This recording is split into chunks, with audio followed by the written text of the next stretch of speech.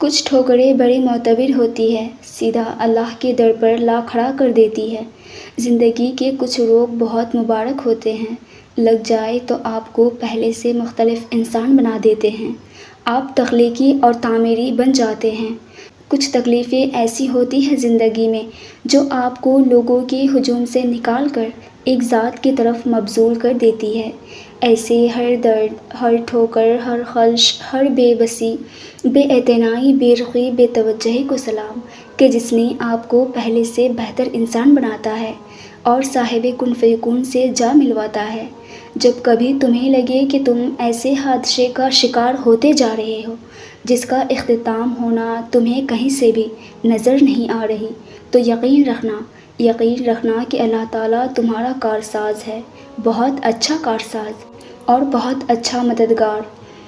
اللہ تعالیٰ قرآن میں فرماتے ہیں کہ قسم ہے چاشت کے وقت کی، قسم ہے رات کی جب چھا جائے، نہ تو تیرے رب نے تجھے چھوڑا ہے اور نہ وہ تم سے بیزار ہوا ہے، یقیناً تیرے لیے انجام آغاز سے بہتر ہوگا، تجھے تیرے رب بہت جلد انعام دے گا اور تو راضی ہو جائے گا، بس تم یقین رکھو کہ ہر مشکل کے ساتھ آسانی ہے۔ اللہ فرماتا ہے کہ جب تم فارغ ہو جاؤ تو عبادت میں محنت کرو اور اپنے پروردگار ہی کی طرف دل لگاؤ، بے شک ایسے لوگوں کے لیے اللہ غیب سے ایسی مدد بھیجتا ہے کہ انسانی عقل دنگ رہ جاتی ہے۔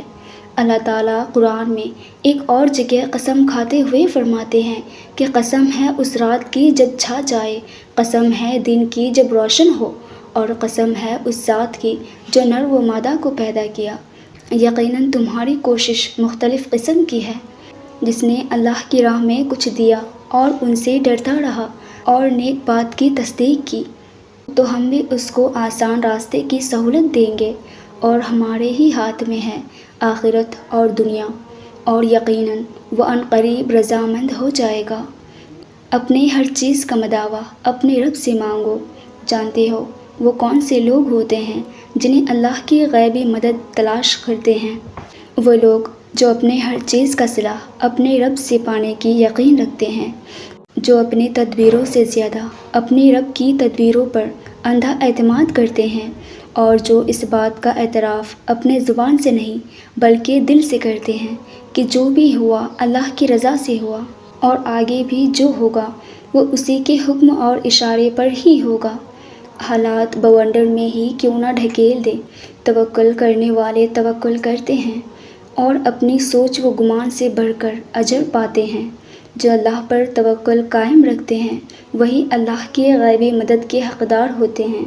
اللہ فرماتا ہے کہ یہ زمین و آسمان، یہاں کی ہر چیز میں نے تیرے لیے ہی بنایا ہے، پھر تم مایوس کیسے ہو جاتے ہو؟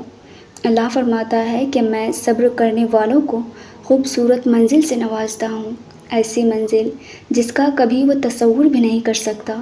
بے شک جو اللہ کو پا لیا وہ دونوں جہانوں میں کامیاب ہو گیا۔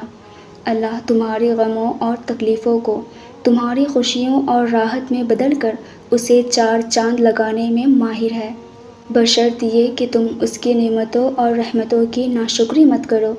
وہ عنقریب تمہارے لیے ایسے خفیہ وسیلوں سے تمہاری مدد کرے گا کہ تمہاری دعائیں حیران رہ جائیں گی انشاءاللہ۔ ویورز، آپ کی ذمہ داری بنتی ہے کہ ویڈیو کو لائک کر کے مجھے بھی موٹیویٹ کریں۔ جزاک اللہ۔